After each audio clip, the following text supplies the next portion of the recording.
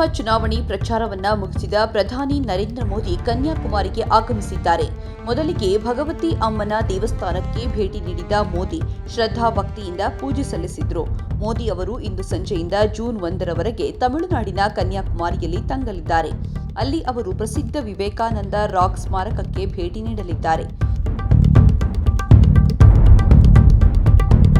ಸ್ವಾಮಿ ವಿವೇಕಾನಂದರು ಒಮ್ಮೆ ಧ್ಯಾನ ಮಾಡಿದ ಧ್ಯಾನ ಮಂಟಪದಲ್ಲಿ ನಿನ್ನೆ ಸಂಜೆಯಿಂದ ಜೂನ್ 1ರ ಸಂಜೆಯವರೆಗೆ ಧ್ಯಾನ ಮಾಡಲು ಪ್ರಧಾನಿ ಯೋಜಿಸಿದ್ದಾರೆ.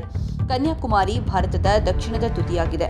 ಇದಲ್ಲದೆ ಇದು ಭಾರತದ ಪೂರ್ವ ಮತ್ತು ಪಶ್ಚಿಮ ಕರಾವಳಿಗಳು ಸಂಧಿಸುವ ಸ್ಥಳವಾಗಿದೆ.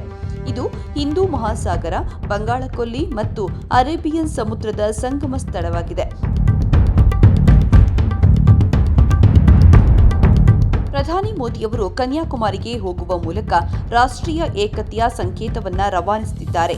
2014ರಲ್ಲಿ ಶಿವಾಜಿಯ ಪ್ರತಾಪಗಢಕ್ಕೆ ಭೇಟಿ ನೀಡಿದ್ರು. ಮೋದಿ ಅವರು 45 ಗಂಟೆಗಳ ಧ್ಯಾನಕ್ಕಾಗಿ ವಿವೇಕಾನಂದ ರಾಕ್ ಸ್ಮಾರಕಕ್ಕೆ ಭೇಟಿ ನೀಡಲಿದ್ದಾರೆ. ಪ್ರಧಾನಿ ಆಗಮನ ಮತ್ತು ಅವರ ಕಾರ್ಯಕ್ರಮಕ್ಕೆ ಸಂಬಂಧಿಸಿದಂತೆ ಬಿಗಿ ಭದ್ರತೆ ಕೈಗೊಳ್ಳಲಾಗಿದೆ. ಪ್ರಧಾನಿ ಮೋದಿಯವರ ಧ್ಯಾನದ ವೇಳೆ ಕಟ್ಟುನಿಟ್ಟಿನ ನಿಗಾ ವಹಿಸಲು ಸುಮಾರು 2,000 ಪೊಲೀಸರು ಮತ್ತು ಭದ್ರತಾ ಏಜೆನ್ಸಿಗಳನ್ನು ನಿಯೋಜಿಸಲಾಗಿದೆ.